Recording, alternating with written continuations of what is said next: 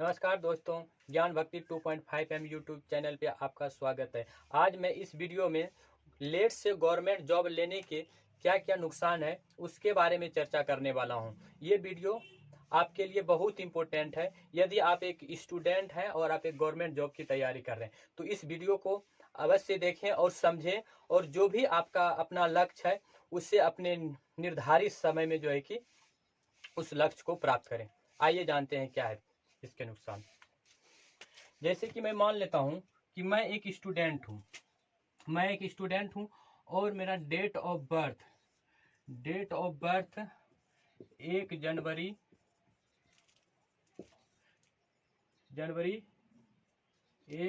2000 है। 1 जनवरी 2000 ईस्वी है।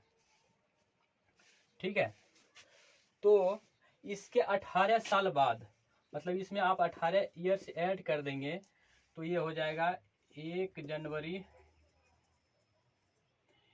2018। इस डेट को 1 जनवरी 2018 से आप जो है कि किसी भी गवर्नमेंट जॉब का जो है कि फॉर्म भरने के लिए या भर्ती होने के लिए जो है कि एलिजिबल हो जाते हैं। मतलब किसी भी गवर्नमेंट जॉब का जो है कि फॉर्म भरने के लिए उसमें मिनिमम एज जो है कि 18 साल होना चाहिए। ये 18 ये देखिए आपके एग्जाम के लिए कितना इम्पोर्टेंट। हिंदू धर्म में पुराणों की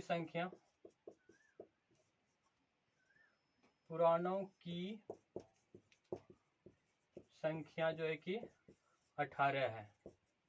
दूसरा है महाभारत में 18 दिनों तक युद्ध चला था। तीसरा इंपॉर्टेंट है कि यदि आप वोट डालने जाते हैं उसके लिए भी आपको जो है कि 18 वर्ष होना जरूरी है। मतदान के लिए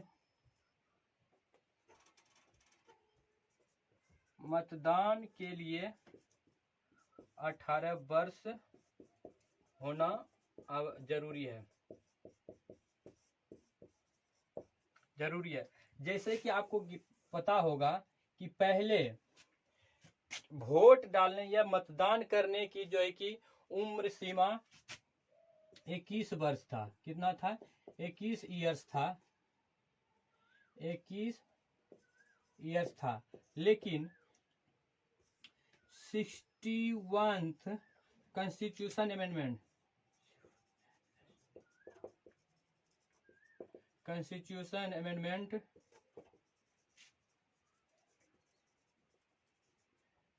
61 कॉन्स्टिट्यूशन अमेंडमेंट 1989 में जो है कि इस 21 साल को जो है कि -3 साल, मतलब 3 ईयर्स जो है कि घटाकर इसको जो है कि 18 ईयर्स कर दिया गया।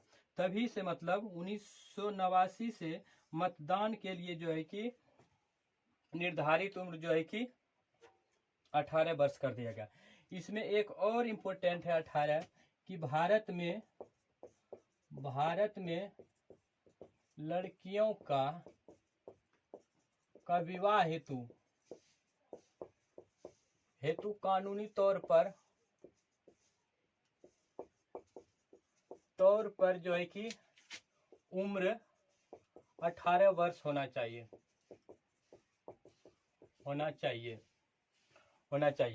तो ये था जो है कि 18 से रिलेटेड आपके कुछ इंपोर्टेंट क्वेश्चन जिसके बारे में मैंने चर्चा किया।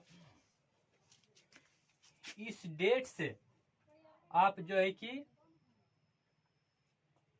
कि फॉर्म भरने या भर्ती होने के लिए जो है कि तैयार हो जाते हैं, एलिजिबल हो जाते हैं।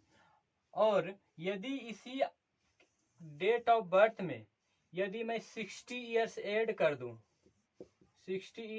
कर दूं तो आपका जो है कि 1 जनवरी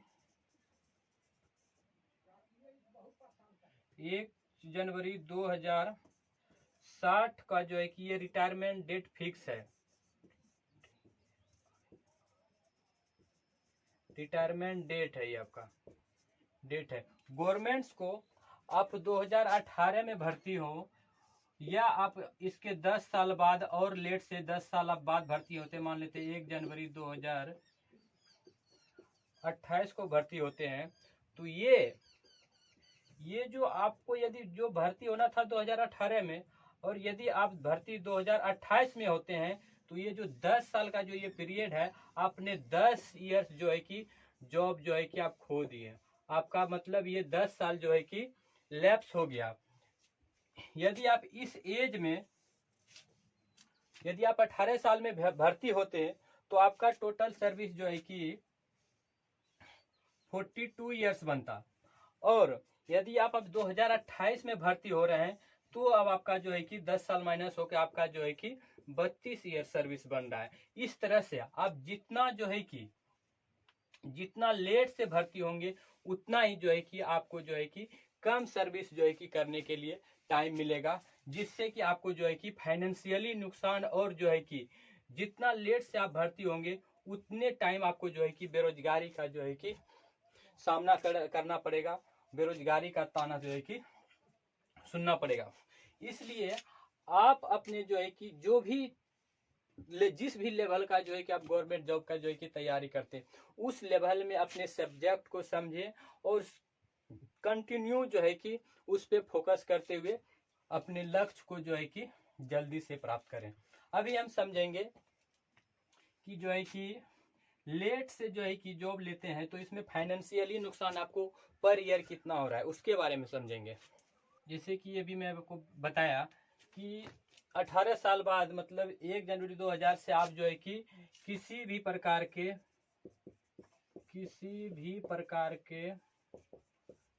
का गवर्नमेंट जॉब के लिए एलिजिबल हो जाते।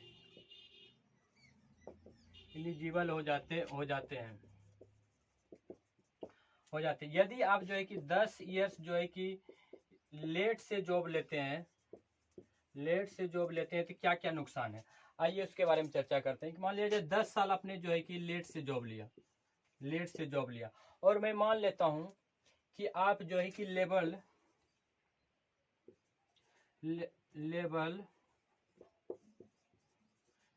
2 में भर्ती होते हैं। लेवल 2 में, ये लेवल 1 2 क्या होता है उसके बारे में थोड़ा चर्चा कर लेते हैं। जैसे लेवल ये आपका जो है कि आप जिस रैंक पे जो है कि आप इनरोल होते हैं वो एक जो है कि लेवल बनाया गया है। ये लेवल, जैसे हम फर्स्ट से बात करेंगे, लेवल फर्स्ट का बारे में बात करेंगे तो इसका बेसिक पे होता है 18,000। लेवल 2 का बात करेंगे तो इसका बेसिक पे होता है 19,900। लेवल थर्ड के बारे में बात करेंगे तो ये होता है 21,700। ये जो लेवल 18 है ये जो है कि आप जैसे आप जो फेमस जो है एक रेलवे का ग्रुप डी जो होता है, ग्रुप डी इसके अंदर आता है। और जितने भी कांस्टेबल जो सिपाही होते हैं, आप सेंट्रल सिपाही बोले या फिर स्टेट बोले, वो सारे सिपाही इसके अंतर्गत आता है, बस 1-2 स्टेट का छोड़ के। ये जो है कि लेवल 3 में। और लेवल 4 का हम बात करेंगे तो लेवल 4 लेवल 4 का बेसिक पे 25,500 होता है। और लेवल 5 का जो है कि 29,200 होता है।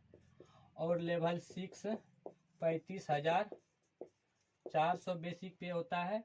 और लेवल 7 का 44,900।